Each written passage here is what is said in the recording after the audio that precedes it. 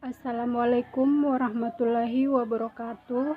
Perkenalkan, nama saya Salmawati, NPM 1940602025. Di sini saya akan menjelaskan materi mengenai pengertian kalimat dan macam ragam kalimat.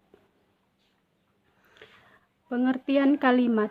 Kalimat umumnya berwujud rentetan kata yang disusun sesuai dengan kaidah yang berlaku.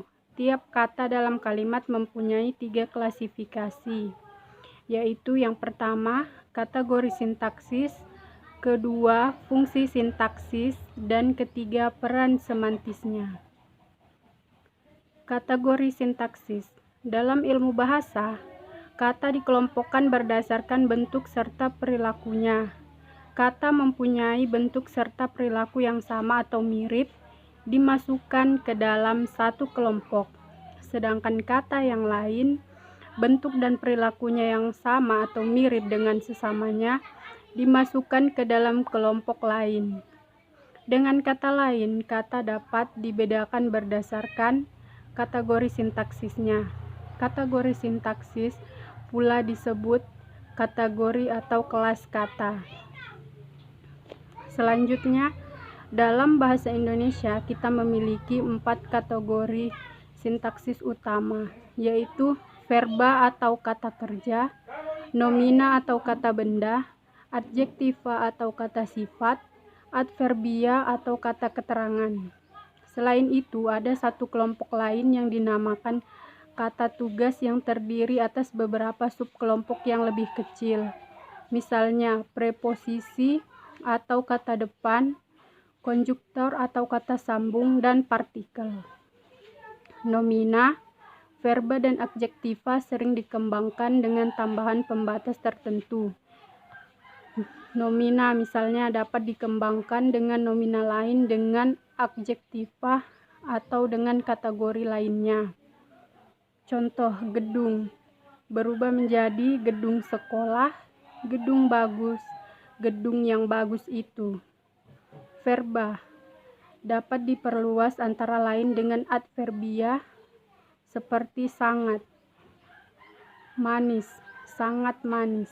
Pada tataran sintaksis, nomina disebut frasa nomina, verba menjadi frasa verbal, dan adjektiva berubah menjadi frasa adjektiva.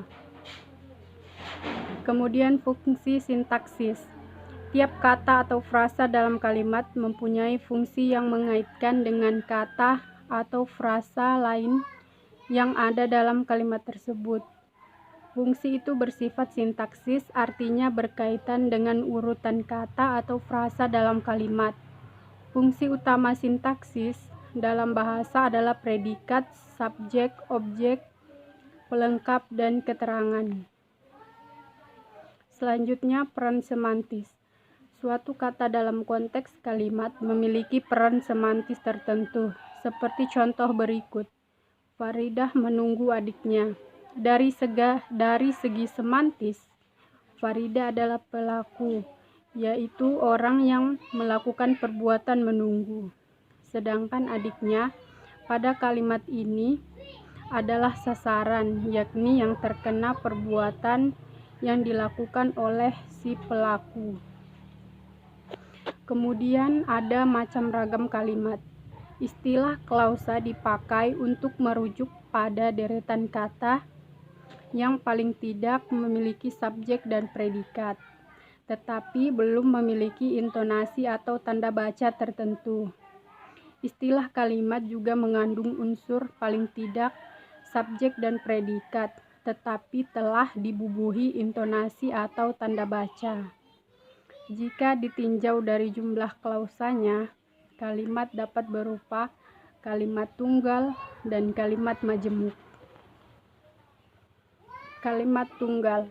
Kalimat tunggal adalah kalimat yang posisinya satu dan karena itu predikatnya pun satu atau dianggap satu. Contoh, dia bekerja di bank adalah kalimat tunggal dengan predikat bekerja. Kemudian ada kalimat majemuk. Kalimat majemuk adalah kalimat yang terdiri atas lebih dari satu proposisi sehingga mempunyai paling tidak dua predikat yang tidak dapat dijadikan satu kesatuan. Karena sifat itu, kalimat majemuk selalu berwujud dua klausa atau lebih. Selanjutnya ada kalimat majemuk setara. Jika hubungan antara klausa yang satu dengan klausa yang lain dalam satu kalimat itu menyatakan hubungan koordinatif, maka kalimat macam itu dinamakan kalimat majemuk setara. Contoh, dia pergi dan istrinya mulai menangis. Selanjutnya ada kalimat majemuk bertingkat. Jika hubungannya subkoordinatif, yakni yang merupakan induk, sedangkan yang lain merupakan keterangan tambahan, maka kalimat tersebut adalah kalimat majemuk bertingkat. Contoh, dia pergi sebelum istrinya menangis. Selanjutnya, kalimat juga dapat dilihat dari segi bentuknya, yaitu ada kalimat deklaratif atau kalimat berita, kalimat interrogatif atau kalimat tanya, kalimat imperatif atau kalimat perintah, kalimat ekslamatif atau kalimat seru. Dari segi kelengkapannya, kelengkapan unsurnya, kalimat dapat berupa kalimat lengkap dan kalimat tidak lengkap. Kalimat lengkap adalah kalimat yang unsur-unsur minimal seperti subjek dan predikat semuanya ada. Sedangkan kalimat tak lengkap adalah kalimat yang beberapa unsur intinya tidak dinyatakan. Kemudian, dari segi urutan subjek predikatnya, kalimat dapat berupa kalimat biasa atau kalimat inversi.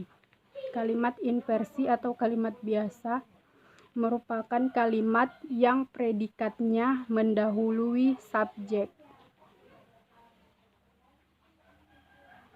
Sekian dari penjelasan saya. Jika ada kekurangan, mohon dimaafkan. Wassalamualaikum warahmatullahi wabarakatuh.